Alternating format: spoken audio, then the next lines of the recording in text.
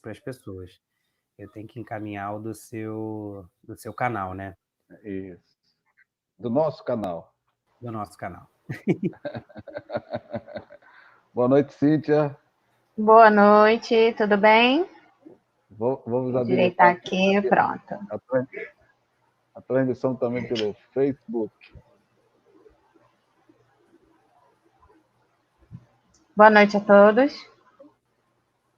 Boa noite a todos. Aí, já temos aqui uma audiência do André Melo e da Ana de Egert, acho que é esse nome. Isso. Uma boa noite, sejam todos bem-vindos. É um prazer enorme tê-los aqui no canal Eu Cuido de Rios. E agradeço assim, a deferência de terem aceito o convite, depois de eu ter ouvido o podcast de vocês. Então, vamos conversando aqui um pouco. João, conta pra gente aí um pouco quem é você e tal, né? Se apresenta aí para o nosso público. Legal. Boa noite, Nelson, boa noite, Cíntia, e quem está nos assistindo. Bom, eu sou João Pedro Rocha, sou filho da Leonor e do Renato, irmão da Carol. Sempre bom começar por aí. Moro em Vargem Grande, sou nascido e criado aqui na zona oeste do Rio de Janeiro, bem pertinho do Parque Estadual da Pedra Branca. E por causa desse lugar que a minha formação é gestão pública pela UFRJ, sou bacharel em gestão pública e mestre em engenharia urbana também pela UFRJ. Eu atuo há cerca de 10 anos no terceiro setor.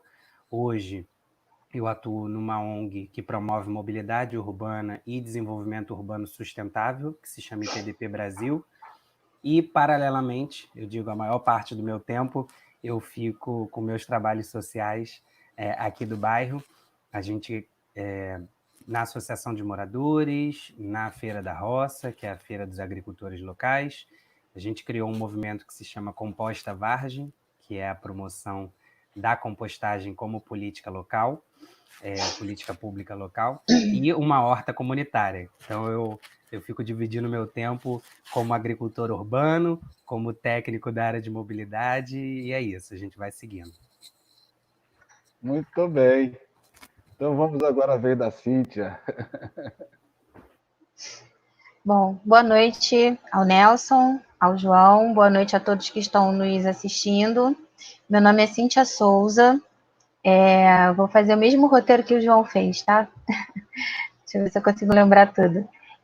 Sou filha da Nádia e do Jorge, irmã do Victor e da Silvia, nascida e criada em Jacarepaguá também. Já morei em outros bairros do Rio de Janeiro, na Zona Norte e no Centro, também na Zona Sul.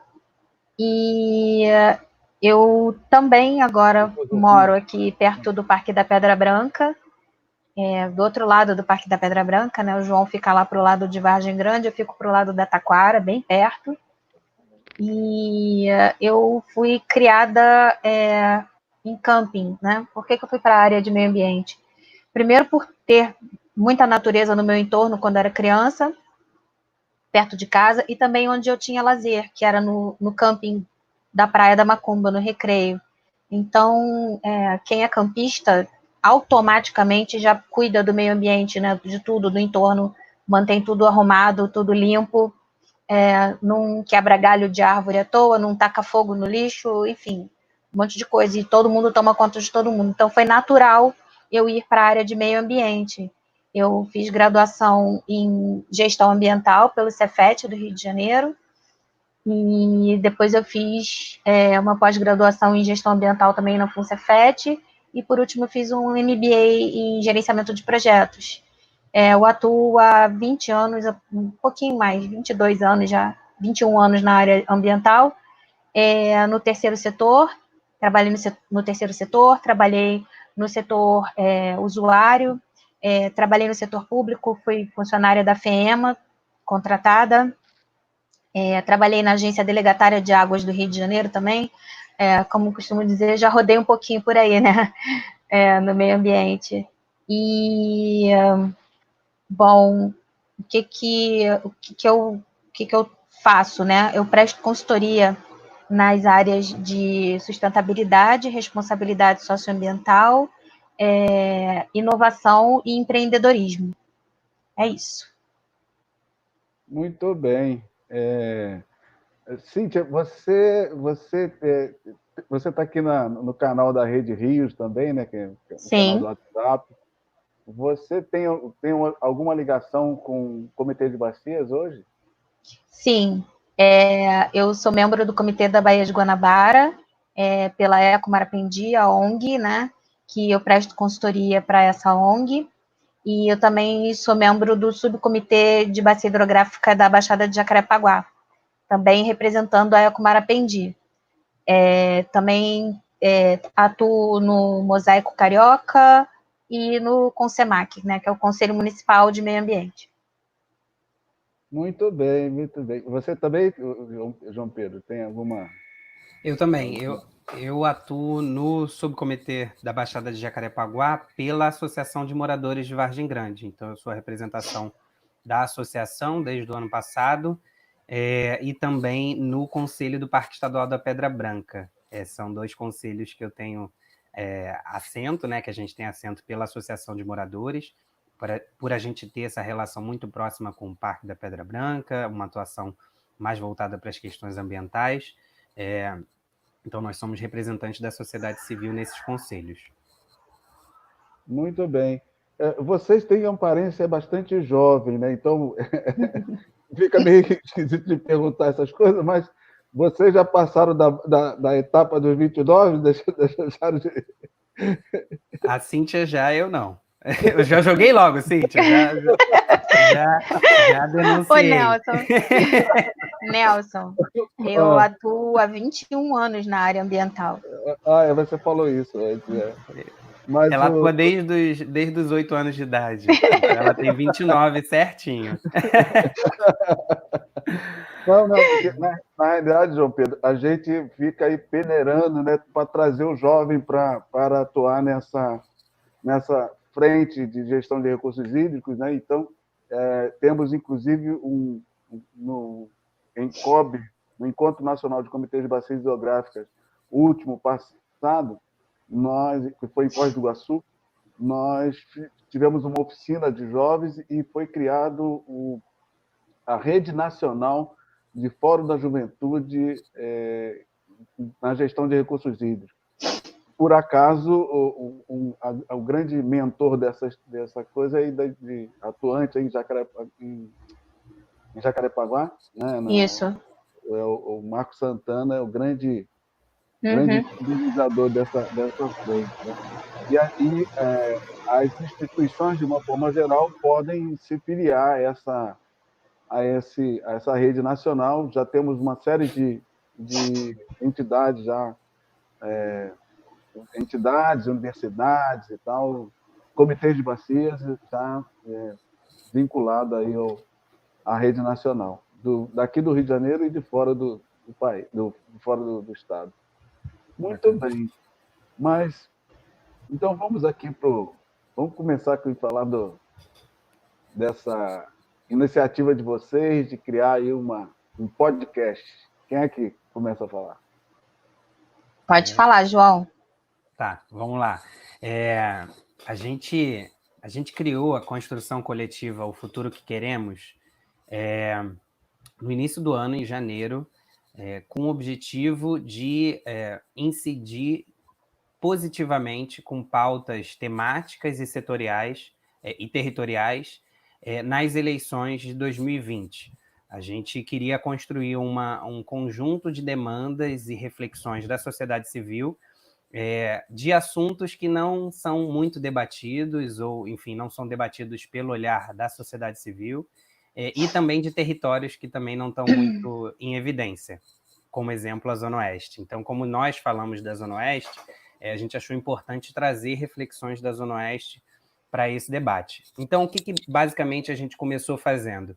A gente começou fazendo pesquisas, tanto presencial quanto online.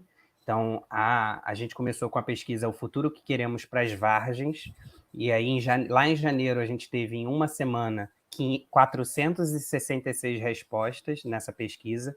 Então, foi uma pesquisa que teve uma repercussão muito bacana, mostrando para a gente problemas e possíveis soluções para a região, que era da sociedade civil, então era isso que a gente queria buscar. E aí a gente resolveu ampliar. Bom, vamos fazer também presencial, então a gente conseguiu fazer, antes da pandemia, uma atividade presencial do Futuro que Queremos para Vargem Grande. A nossa ideia era fazer, e é fazer ainda, se a gente conseguir avançar nesse período da pandemia, em outros territórios, né? O Futuro Queremos para o Recreio, para Barra, para o Camorim, para Guaratiba, Barra de Guaratiba, enfim. E também setoriais. Então, a gente fez pesquisas online, aí já passamos para online no período de pandemia. No Futuro Queremos para a educação pública e no Futuro Queremos para o meio ambiente. Agora a gente está fazendo a pesquisa O Futuro Queremos pós-Covid, devido à situação que a gente se encontra. E aí, tudo bem, a gente fez essas pesquisas, mas esse não é um canal de diálogo direto. Na verdade, ele é das formas de dialogar com as pessoas, mas a gente só recebe informação. A gente queria também criar um canal onde a gente ouvisse diferentes públicos e desse voz a diferentes públicos de uma forma mais direta. Daí surgiu a ideia do podcast, onde a gente consegue também trazer diferentes olhares, pessoas de diferentes áreas e diferentes perspectivas, para falar com a população sobre os problemas e soluções para alguns temas da cidade do Rio. E aí o nosso primeiro podcast, que eu já até adianto para vocês, o primeiro episódio temático, né, é o de educação pública, em que a gente traz uma diretora de escola pública, a gente traz uma professora de escola pública, a gente traz uma mãe de aluno que está vivenciando esse ensino remoto, enfim, os desafios desse ensino remoto. Então é basicamente isso que a gente quer fazer com diversas outras temáticas também para contribuir de alguma forma positivamente do ponto de vista da sociedade civil nas eleições, enfim, para as políticas públicas do Rio. Ô, Cíntia, quantas pessoas têm envolvido diretamente nessa frente? O Futuro que Queremos, nós somos aproximadamente 20 pessoas, não é isso, João? Uhum. São aproximadamente 20 pessoas que moram na cidade do Rio de Janeiro. Algumas pessoas não moram na cidade, mas nasceram aqui, têm família aqui no Rio de Janeiro, né? E frequentam a cidade, conhecem bem os nossos problemas. E são pessoas de diversas áreas de formação, diversas idades,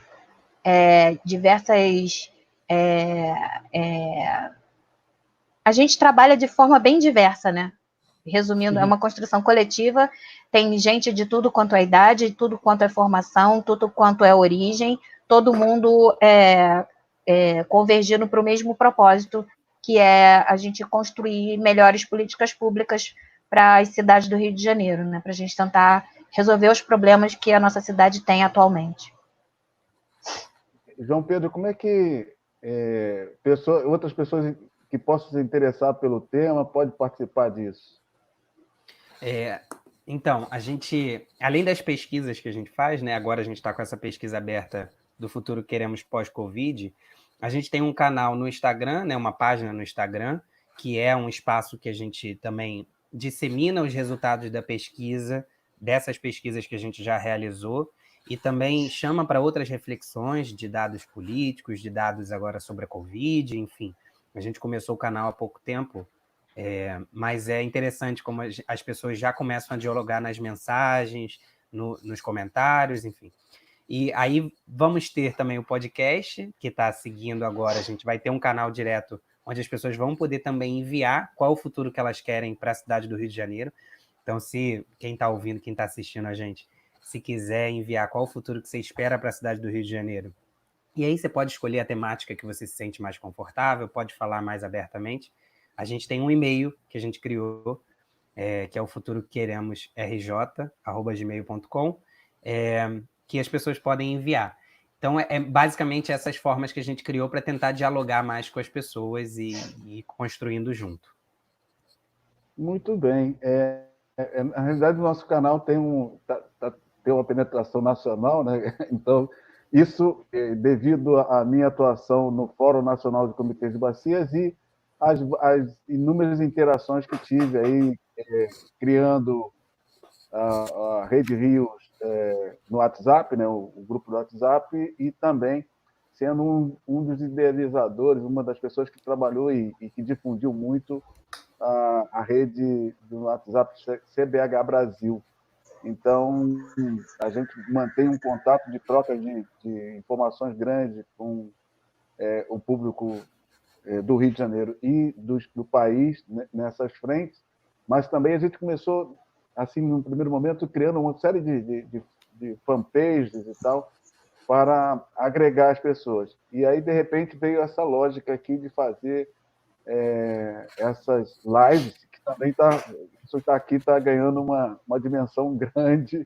Legal. E eu estou feliz da vida, porque em menos de 28 dias, acho que hoje é o 29º dia, e vocês já são a 31ª live já que está indo para o ar. Então, e já rodamos do Amazonas ao Rio Grande do Sul. Então, a coisa está ganhando uma dimensão muito, muito boa. E vocês estão indo também pegando essa carona, indo para o cenário nacional. Então, de repente, pode espelhar, né, outras pessoas a fazerem o mesmo. Então, se vocês puderem dar dicas, como é que as pessoas podem fazer para seguir esse caminho em outros estados da federação?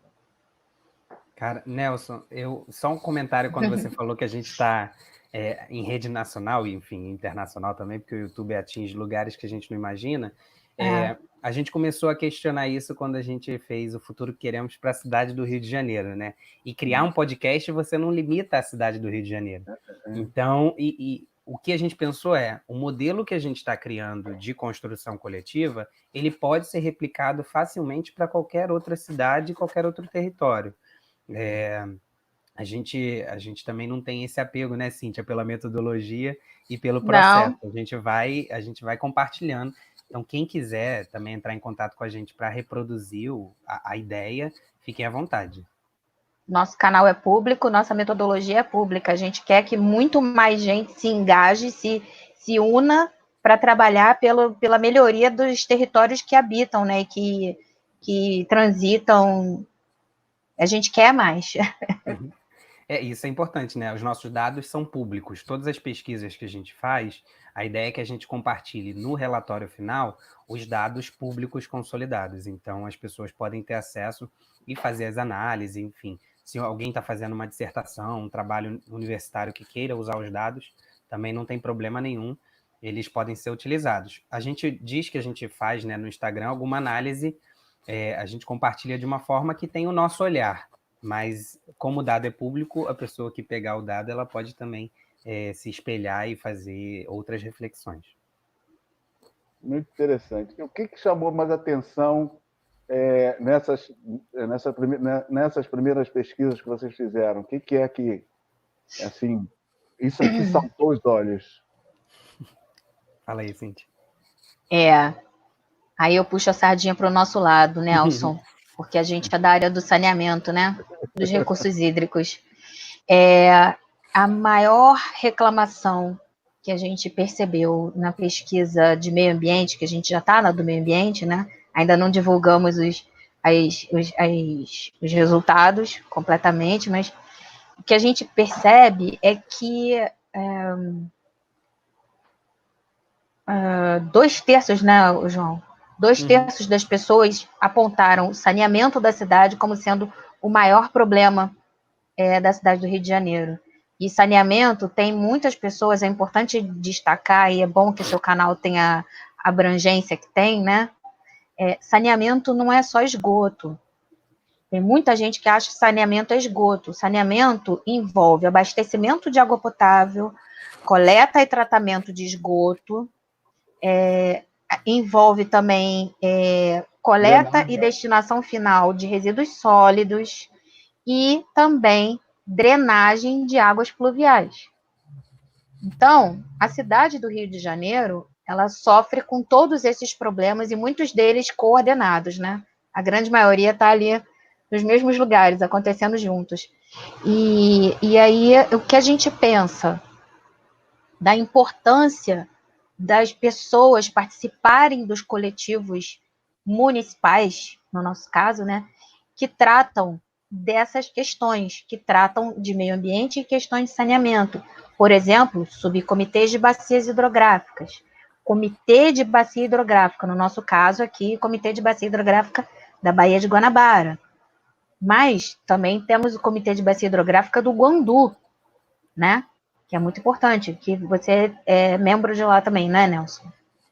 Enfim, temos o subcomitê de bacia hidrográfica oeste, da região oeste da Baía de Guanabara, que é o maior subcomitê do município do Rio de Janeiro. Ele vai da ponta da Urca até lá no final de Campo Grande, pela orla da Baía de Guanabara. Só isso, só. É o maior subcomitê. Vai até a Magé. Ele Vai... dá a volta. Não, estou falando no município do Rio de Janeiro. Ah, só no município do Rio de Janeiro. No município do Rio de Janeiro, o subcomitê oeste vai da ponta da Urca até lá no final de Campo Grande. Ah, não, até Bangu. Até Bangu. Até Bangu, Campo Grande já é o Guandu, desculpa.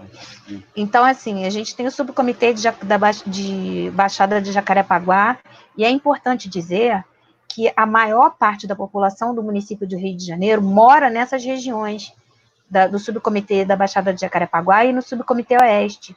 E a gente tem pouca representatividade nessas regiões. As pessoas não buscam muitas informações, as pessoas não participam muito das políticas públicas, então é mais um chamamento, né, Nelson, para as pessoas se aproximarem e perguntarem para a gente mesmo, perguntem para o Nelson, encham a caixa de e-mail dele de mensagens, ele gosta e ele responde, eu sei, né, e podem encher o nosso e-mail também, do futuro que queremos, rj@gmail.com. Todo mundo que tiver alguma dúvida, que tiver alguma pergunta, que tiver algum problema acontecendo na sua região que precise de orientação, a quem eu aciono para tentar resolver, informação, ela só serve se ela for compartilhada. Nós três aqui, nós absorvemos algumas informações ao longo das nossas carreiras, né? Então, não adianta nada a gente absorver a informação se a gente não compartilhar. Estamos aqui para isso, por isso que estamos aqui no YouTube falando com todos vocês. Por favor, mandem mensagens para a gente vai tentar ajudar da melhor forma possível. Outro componente do saneamento, muitas vezes deixado de lado, é o controle de vetores. O controle de vetores. Sim. E aí eu tenho uma experiência muito interessante aí onde mora o João Pedro, porque aí tem uma estação da Conlurb, né? E foi uma experiência ímpar para mim conhecer essas instalações aí da Conlurb. Conlurb, para quem não sabe, é a Companhia de Limpeza Urbana do Rio de Janeiro.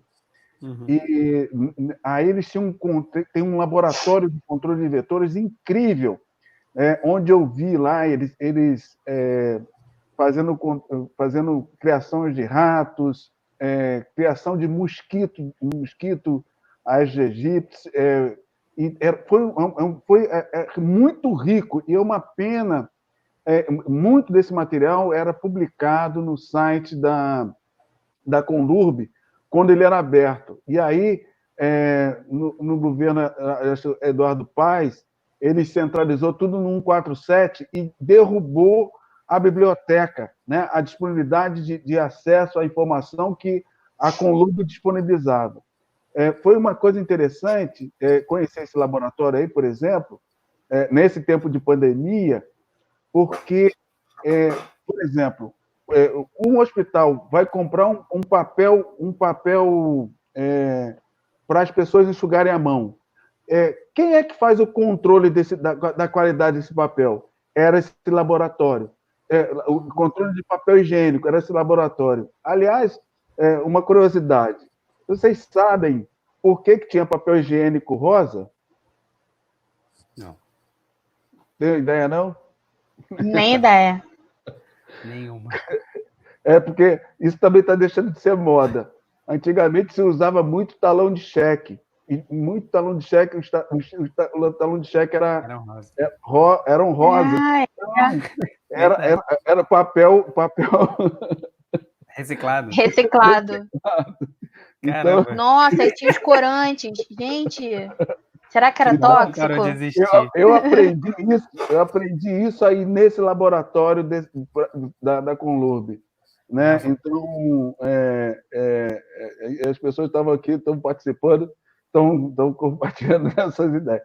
Então, depois a gente vai abrir aqui um momento para as perguntas, para a gente colocar perguntas e participação aqui. Eu estou postando na tela, mas aqui a Ana de Egert está dizendo que era tóxico, sim. Pronto. E aí o que acontece? Esse laboratório onde eu fui ver isso, entendeu? Então, isso são realidades e isso precisava estar no conhecimento da sociedade como um todo, né? Isso é uma coisa, principalmente nesse momento de pandemia, né, que a gente se encontra, né, e isso faz parte do saneamento, né? Então, eu tenho usado aqui nos meus escritos, quando eu quero falar de esgotamento sanitário, eu literalmente falo de esgotamento sanitário, né, que era uma prática que os governos não davam atenção porque ficava debaixo da terra, mas agora precisamos de ter esses dados, essas informações disponíveis a todos. A mesma coisa é o abastecimento, né? Nesse tempo de pandemia, o quanto está sendo importante para a gente entender e ficar atento para essa questão do saneamento. Quem comenta? Exatamente. Assim, a gente tem essa grande questão do saneamento e do esgotamento sanitário, principalmente, é o grande ponto, no meu entendimento, porque mais da metade da nossa cidade, Nelson, não tem coleta e tratamento de esgoto adequado, sabe? Isso é muito grave. A gente tem uma população de milhões de pessoas, sabe? E com isso, as doenças de veiculação hídrica se espalham pela cidade com uma velocidade assim assustadora, né? Cerca de 2/3, se eu não me engano, agora eu não botei a cola aqui, mas assim, tipo, 2/3 das doenças que são tratadas nos postos de saúde e hospitais públicos da cidade são doenças de veiculação hídrica. Então, se a gente cuidar da coleta e tratamento de esgoto da nossa cidade, cuidar do abastecimento de água, cuidar da coleta de lixo, né, e destinação final adequada, e cuidar também da drenagem de águas pluviais, e também dos vetores, né, que você já citou aí, mas esses 4 principais eixos, né, do saneamento, a gente melhora absurdamente a qualidade de vida da nossa cidade, da nossa população, e a gente acaba gastando menos dinheiro com outras áreas, como, por exemplo, a área da saúde. A gente o dinheiro que está gastando para meio que enxugar gelo, né, na saúde, a gente pode tratar a causa do problema. A gente está tratando o sintoma, que são as doenças, né? A gente tem que tratar a causa, que a causa é a falta de saneamento da cidade. Repito, são os 4 eixos de saneamento, não é só esgoto. Então, a gente tem que colocar os nossos esforços para que as leis sejam respeitadas, os projetos sejam cumpridos, sejam executados conforme projetados, que haja fiscalização para que isso aconteça e para que o trabalho dos técnicos da prefeitura seja valorizado, para que eles tenham condições de trabalhar, né? Porque tem muitas ocasiões que a gente cobra que não está acontecendo fiscalização, mas os fiscais não têm condições de trabalho adequadas, né? Não tem material, não tem logística, apoio logístico, enfim, diversas não conformidades que temos aí no meio do caminho. Então, eu penso que é muito importante a gente, não é porque é a nossa área não, tá, Nelson? Mas eu penso que é muito importante mesmo para a cidade do Rio de Janeiro, a gente, para a nossa qualidade de vida, a gente bater fundo mesmo na questão do saneamento. Algum comentário, João? Posso voltar à sua pergunta de pontos que chamaram a atenção nas pesquisas que a gente já sim. realizou? Claro. Então, tem um outro ponto que chamou a atenção para a gente. O saneamento ele tem aparecido recorrentemente, tanto quando a gente faz pesquisa de meio ambiente, tanto quando a gente faz pesquisas regionalizadas, né? O problema de vargens, o problema de Vargem Grande especificamente. Saneamento é uma pauta que está sempre muito relevante. Mas tem um outro ponto que eu destacaria como o ponto que é mais recorrente em todas as pesquisas, é a questão de participação.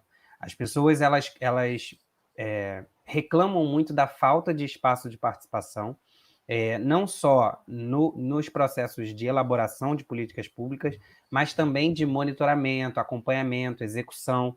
Então, as pessoas querem mais espaços para participar.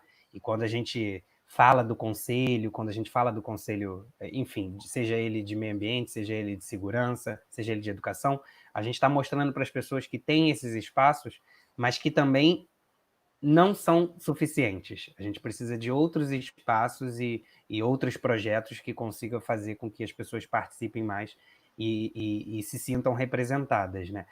Muito daí também que reforça a nossa pauta do Futuro Queremos. A gente quer construir também um outro canal, mais um canal de participação onde as pessoas contribuam. Mas isso é um trabalho da sociedade civil. A gente entende que esse é um ponto importante do ponto de vista da sociedade civil, mas os governos também precisam criar esses espaços e esses mecanismos. E não pro forma, né?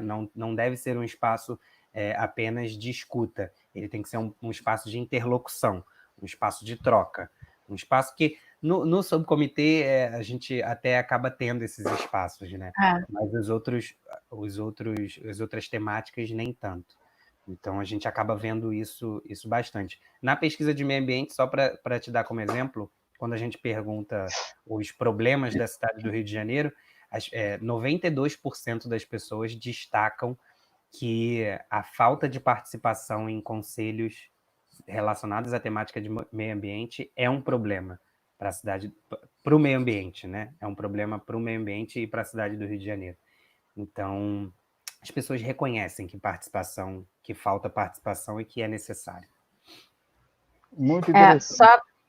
Desculpe, só complementando aí a fala do João, não que precise ser complementada, que o João fala muitíssimo bem, mas só um detalhezinho, as pessoas precisam, de uma vez por todas, se interessar pelas questões da cidade, se interessar por participar dos conselhos, né? A gente sabe que faltam espaços para participação, mas tem muitas outras pessoas também que simplesmente não se interessam e jogam a culpa dos problemas no governo. Eu penso que todos nós temos responsabilidade, né? E a culpa é uma outra questão, mas assim, todos nós temos responsabilidade com as nossas vidas e com os territórios que nós habitamos, que nós transitamos e tudo mais. Então, jogar a responsabilidade para cuidar de uma coisa que é minha na mão de outra pessoa e depois eu reclamar, não faz sentido, né? Se você delegou para outra pessoa e você não fiscalizou, você não participou daquilo, você vai reclamar como depois?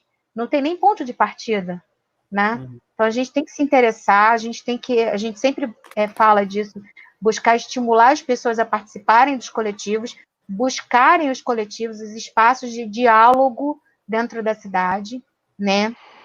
A gente democratizar a escuta ativa, né? E se não tem, a gente cria, né, sim? Se não tiver, a gente cria. A gente é desses. Se não tiver, a gente cria, né?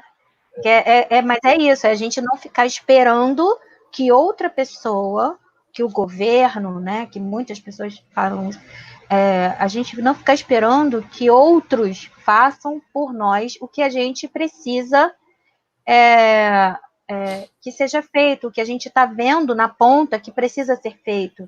porque meio ambiente e qualquer outra política pública não se faz de trás da mesa do escritório, né? A gente precisa ir a campo e a gente precisa ouvir quem está na ponta, seja a população que está sendo impactada por um problema que está acontecendo, seja os técnicos da prefeitura que estão na linha de frente, que estão lá na ponta trabalhando e observando as situações que estão se colocando para eles.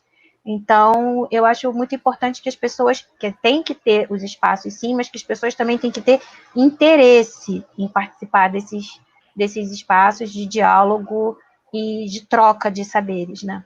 Uhum. O André Mello manifestando seu interesse de participação, deixou a seguinte mensagem, dialogando com a Cíntia, entra como um ponto importante que foi muito abordado na pesquisa. 65% das pessoas apontaram a falta de uma abordagem ambiental que eduque as crianças. Sim. Quiserem comentar?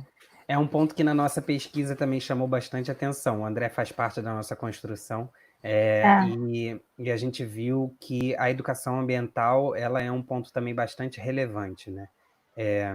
E a gente vai um pouco além. Na pesquisa de educação, a gente fala de uma educação política, então a gente precisa criar também esse processo de troca mútua, né? A gente precisa da educação como vetor também desse processo. Tem uma atividade muito interessante que está sendo desenvolvida no sentido de ter indicadores que acompanhem essas lógicas de educação ambiental. E aí vocês têm uma figura aí que é uma ícone aqui no Rio de Janeiro e no Brasil, que é a Jaqueline Guerreiro. Vocês Grande conhecem? Jaque. Nós trabalhamos juntas na época da Secretaria Executiva da REBEA, a Rede Brasileira de Educação Ambiental. Então, Grande a Jaqueline mora aí nas redondezas, mora no Jacarepaguá e tal, e ela foi uma das entrevistadas aqui já no canal. Então, pode ser mais uma pessoa aí a chamar para o time. Ela participou ativamente da construção da política municipal de educação ambiental, né? Daqui do Rio de Janeiro. Ela é uma grande guerreira. O nome dela não é guerreira à toa. Bom, tem outro ponto aí que vocês gostariam de destacar. Vocês fizeram a pesquisa de ambiental e qual foi a outra? De educação pública. A gente fez a ambiental em abril, educação pública em março, e em janeiro a gente fez a das Vargens, né? Então a gente teve, eu falei de trás para frente, mas começamos com o futuro que queremos para as Vargens em janeiro. Em fevereiro a gente fez a atividade presencial, né? Uma dinâmica presencial. Em março a gente já começou com a questão de pandemia, então fizemos a pesquisa de educação pública online e a de meio ambiente, o futuro que queremos para o meio ambiente em abril, online também. Agora, em maio, a gente está com a pesquisa O Futuro que Queremos Pós-Covid-19. Então, ela vai ficar aberta até o final dessa semana. Quem estiver ouvindo a gente e for do Rio de Janeiro, pode entrar lá no nosso Instagram e responder a pesquisa. Vai ajudar bastante. O nosso Instagram é @ofuturoquequeremos. Perfeito. Então, e quais os comentários que vocês podem fazer das pesquisas anteriores? Na mesma linha, né? O que mais chamou atenção? Então? Uhum.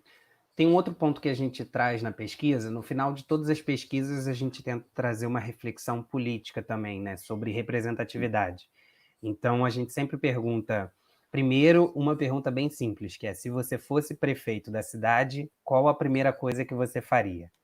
Isso diz para a gente a urgência, a percepção de urgência que as pessoas têm sobre os temas, e diz também o que elas acreditam que é factível e possível fazer, mas alguém não fez, e elas gostariam de fazer.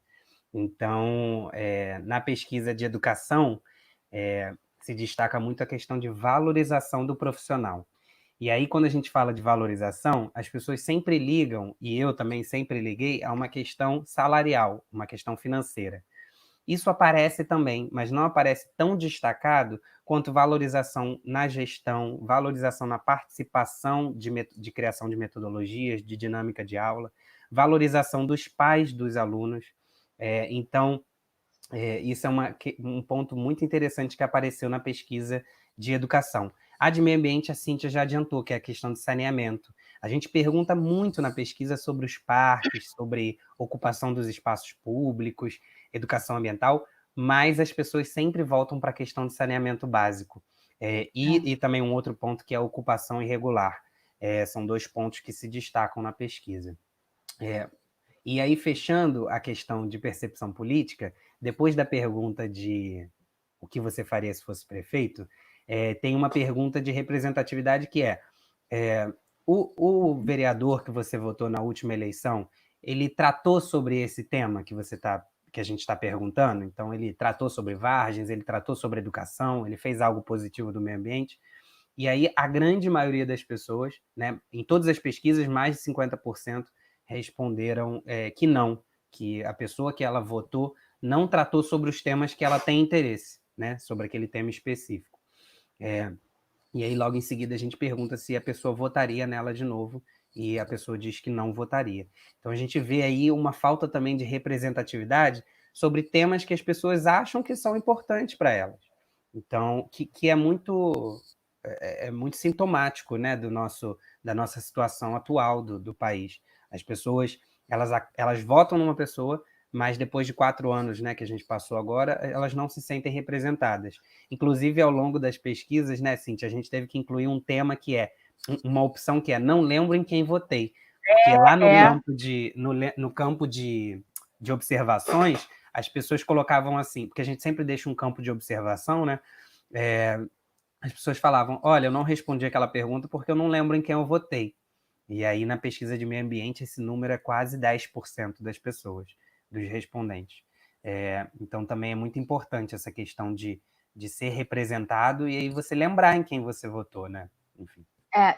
E só complementando, isso é um sinal de alarme para a gente, né? Porque a pessoa não lembrar em quem ela votou, como assim? Você não lembra em quem você votou para vereador, né?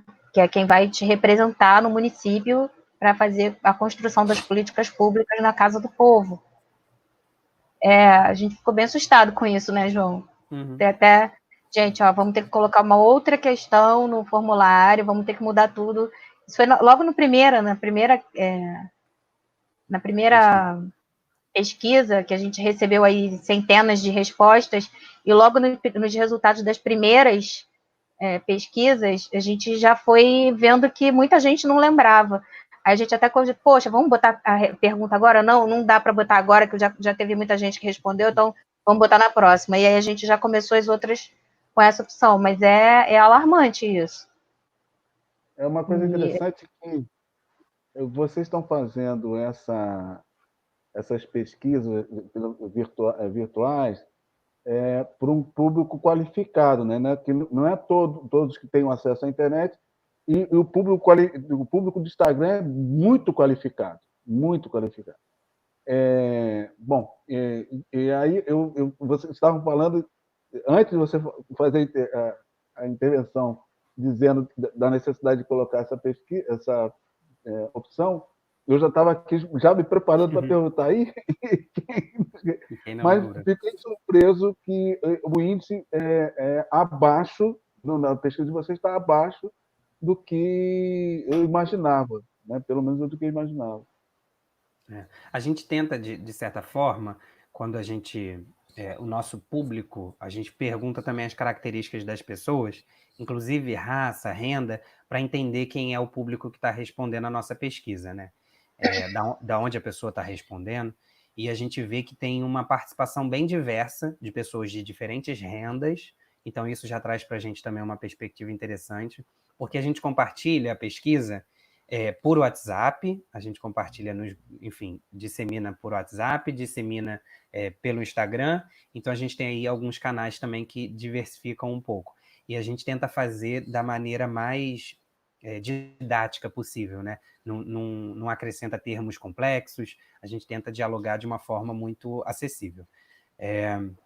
Então, o interessante da nossa pesquisa é que quando a gente vê a distribuição de idade, de raça e de renda, é uma distribuição interessante.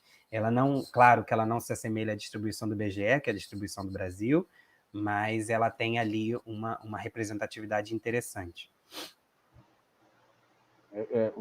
Vocês tiveram maior participação em que faixa etária? A participação maior que a gente tem é do público feminino, entre 41 e 59 anos. E mulheres brancas, normalmente. Mas a gente tem aí cerca de 40% de negros e pardos que respondem, em média, todas as pesquisas. Mas esse é o público majoritário. São mulheres mulheres e homens entre 41 e 59 anos. Isso dá uns 40%. Aqui, nessas lives também que eu estou fazendo, o YouTube e o Facebook me dá essas métricas. Não me dá essa separação de negro, né, de raça, não, mas eu tenho aqui uma participação também nessa faixa etária aí. Inclusive, para fazer aqui uma pesquisa que eu fiz, eu apliquei um pouco de recurso para entender um pouco mais, mas aí coloquei a faixa de 35 a 54 anos, que é a faixa que eu tenho mais participação aqui nos dois canais. E é uma coisa interessante, a gente vai percebendo que tem um público assim antenado. Por outro lado, eu acabei de fazer uma pesquisa aqui no Google buscando alguns termos que a gente usa. Então, água, recursos hídricos, comitês de bacias. Para minha grande surpresa, não tem nenhum que passa de 1 milhão. O que passa de 1 milhão, aliás, o que atinge 1 milhão é o termo água pura, a água sozinha. O resto é tudo na faixa de 10 mil. Né? Então, eu estava fazendo aqui uma avaliação do público, né, para direcionar influências, e isso me surpreendeu. Muito embora, se você, inclusive, colocar no Google, eu cuido de rios, o canal aqui está lá em cima, porque ninguém falava de rios. Né? Então, por acaso, nós temos cerca de 12 a 15 mil pessoas no Brasil envolvidas diretamente com comitês de bacias hidrográficas. De 12 a 15 mil. Se a gente considerar só o curso do Prof. Água, que é o mestrado profissional da Agência Nacional de Águas em várias universidades do país, a gente vê a quantidade, considerando a quantidade de já formados e informação, esse número sobe aí para perto de 20 mil fácil, né? Só que os temas ainda são meio que estão ainda meio em caixas pretas e tal. As pessoas não estão interagindo, mas talvez as mídias sociais não trabalharam isso, né? Então a gente começa a perceber essa necessidade de envolver mais pessoas nesse sentido. E uma coisa interessante também, quando você pergunta de um fórum de comitê de bacias de um estado, você tem uma fanpage, não tem, inclusive eu fiz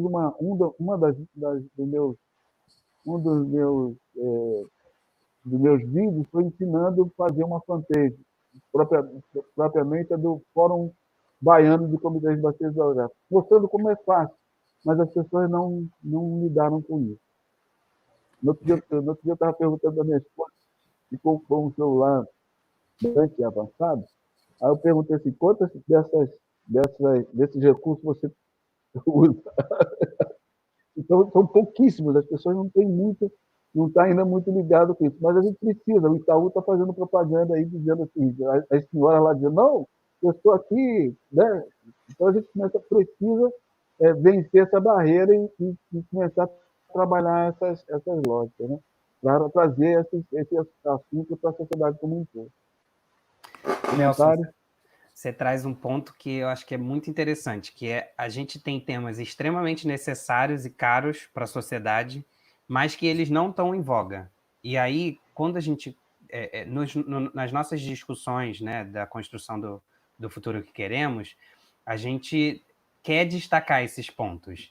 Então, a gente quer falar de injustiça socioambiental, a gente quer falar de controle social, a gente quer falar de crise climática, porque são temas que são caros ao nosso dia a dia e à nossa sociedade, mas que eles acabam sendo abafados por N outros tópicos também extremamente relevantes, mas a gente não pode esquecer esses pontos. Como a Cíntia diz, a gente segue num debate de saúde pública, mas a gente esquece que saneamento é parte, é vetor, enfim, causa e consequência de saúde. A gente fala de saúde, mas esquece da alimentação saudável, da agroecologia, da compostagem, enfim. A gente fala de segurança, mas esquece da educação. Exato.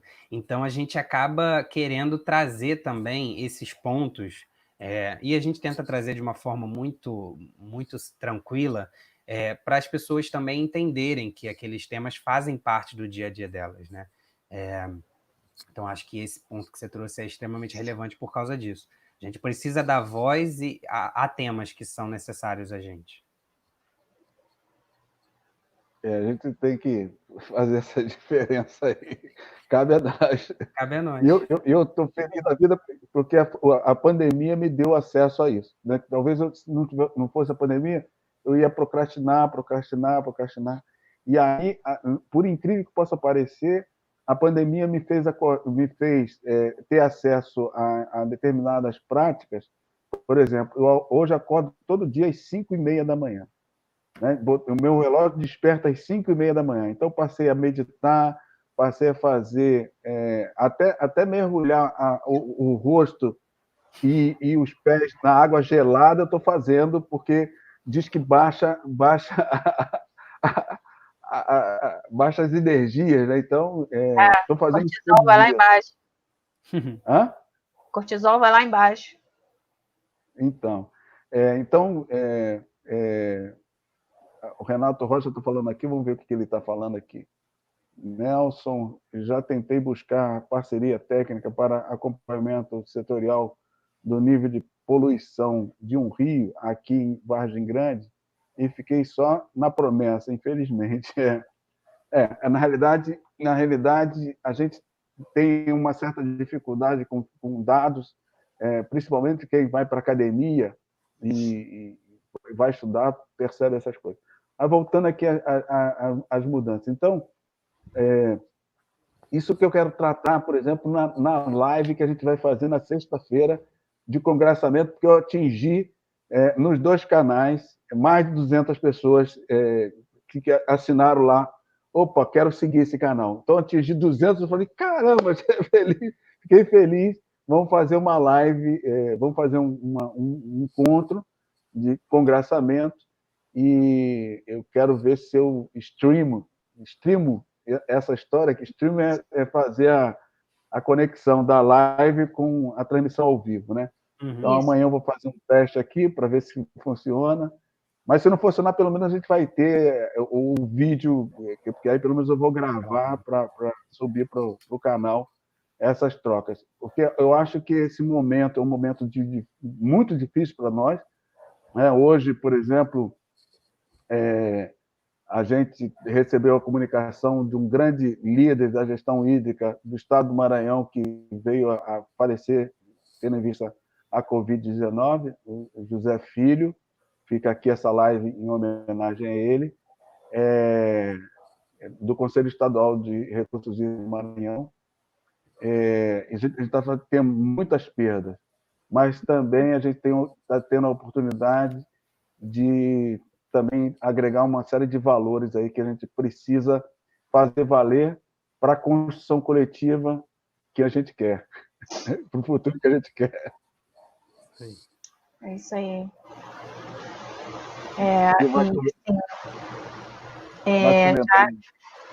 Queria, desde já, não sei se o João ia falar isso, mas se ele ia falar, eu já atropelei e já vou falar.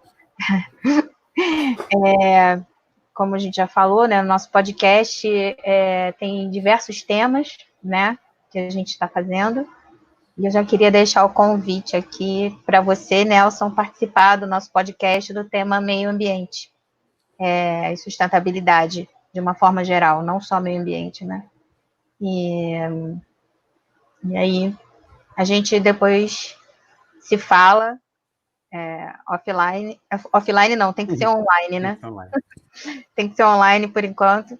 Mas depois a gente conversa e se você aceitar o nosso convite, claro, para participar do nosso podcast. Sem pressão, né, Cíntia? Aceitei. Sem pressão, só está online para o mundo inteiro só, Nelson. Já aceitei e vou dar uma dica para vocês. Esse papo aqui pode virar um podcast. Esse papo aqui. Simples assim. Maravilha. Muito bom, não. Se quiser compartilhar com a gente, será um prazer. Prazer receber você no nosso podcast, Nelson. Compartilhar edição as nossas especial, redes. Né? Exatamente, compartilhar as nossas redes, compartilhar os nossos seguidores, as pessoas ouvirem informações sobre o mesmo tema, mas vários saberes diferentes. É muito importante isso para as pessoas formarem os seus conceitos, sabe? A gente precisa, falando politicamente, né? Porque o que nós estamos fazendo aqui é política, né? Na verdade, isso é um ato político que nós estamos fazendo. Divulgando informação, propagando conhecimento, é um ato político. A gente precisa que as pessoas não acreditem no que a gente está falando. A gente precisa que as pessoas pesquisem, que as pessoas saibam, que elas entendam o que a gente está falando, né? Não é pegar o que a gente falou aqui e repetir para outras pessoas. Procura saber se isso se aplica na sua realidade, na sua vida, onde você mora. É muito importante isso. A gente... conhecimento é um pouquinho diferente de informação, mas aí a gente já entra em outro papo e fica para outra live.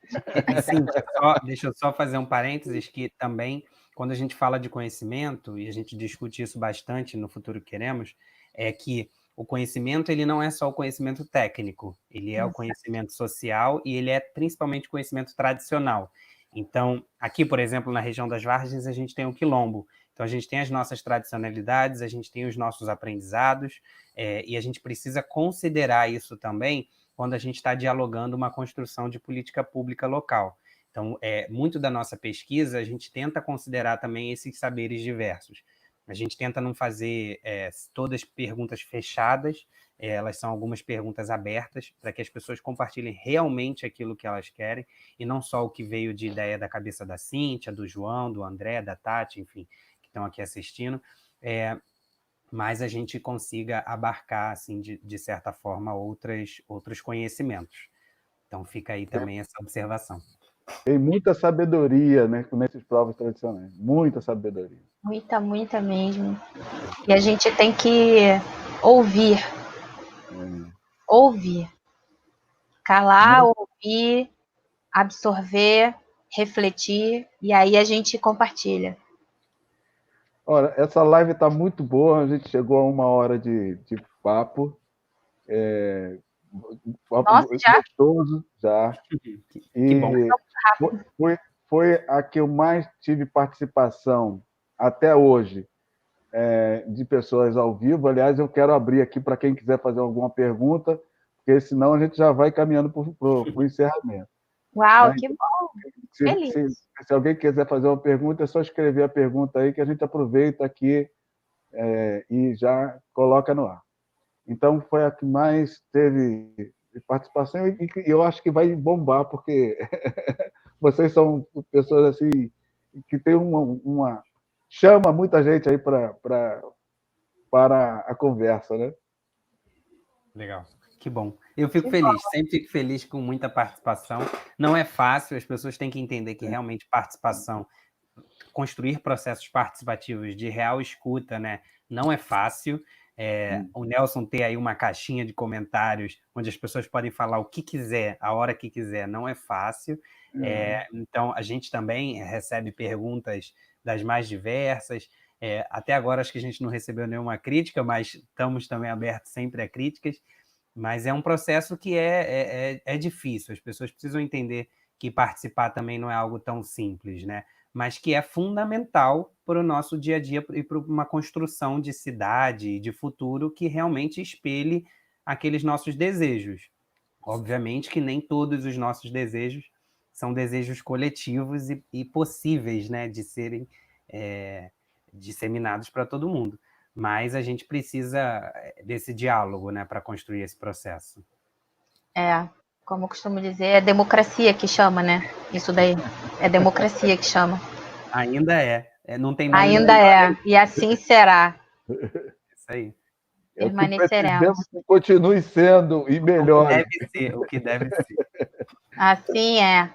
Então.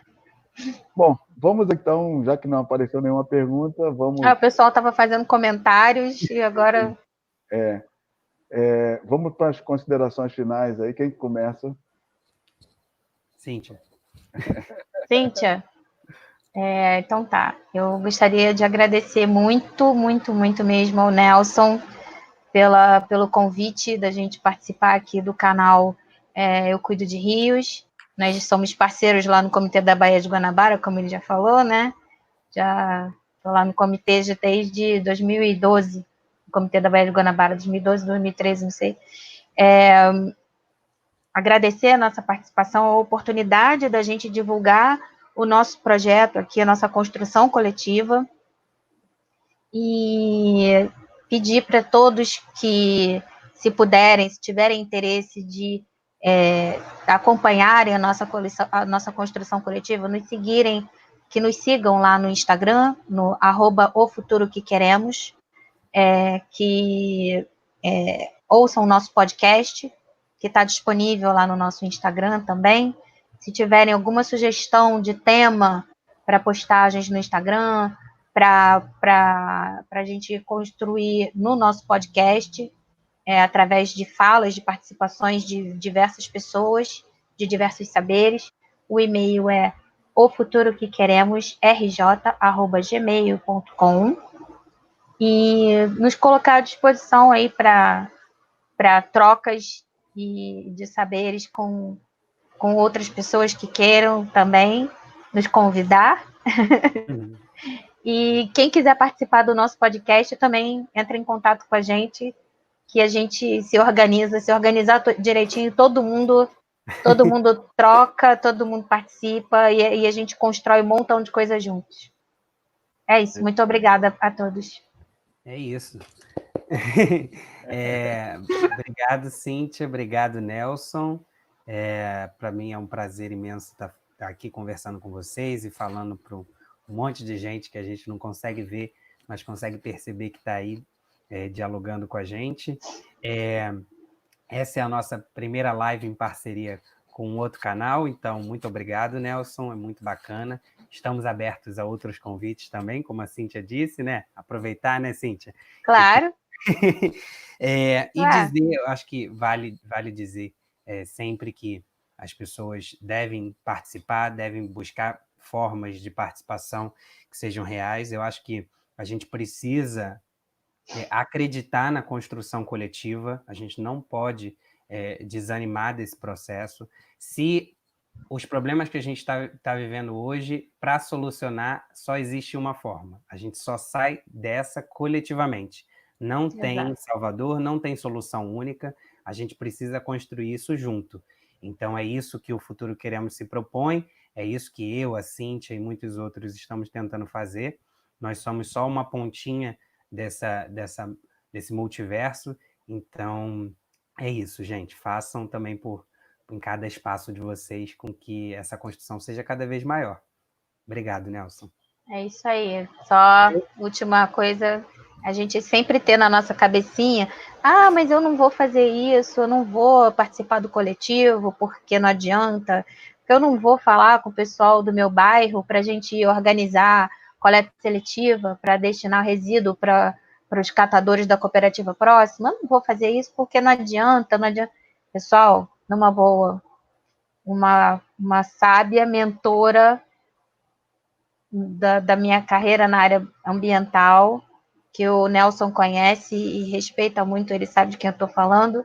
Ela me disse uma coisa lá quando eu comecei a estagiar na ONG, que ela é diretora executiva.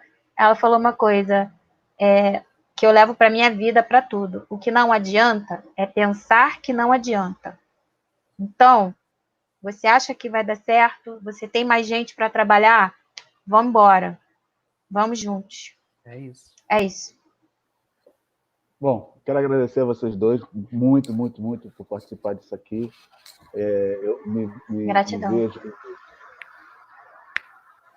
Me vejo com gratidão também, né? Porque está ajudando a falar o que eu gostaria de falar. Então, vocês, o que eu gostaria de falar, vocês estão me ajudando a falar. E fico feliz muito pelo trabalho de vocês e desejo muito sucesso. Pode contar comigo em tudo que vocês precisarem aí para a gente avançar, tá certo? Um forte abraço, Ótimo. um beijo cor-de-rosa no coração, como meu pai dizia. Tá Obrigado, ótimo. Nelson. Tchau, Beijo tchau. grande. Beijo para todos. Fiquem bem, se cuidem. Fiquem em casa se Fiquem puderem. em casa e não escute o presidente. Tchau. É isso aí.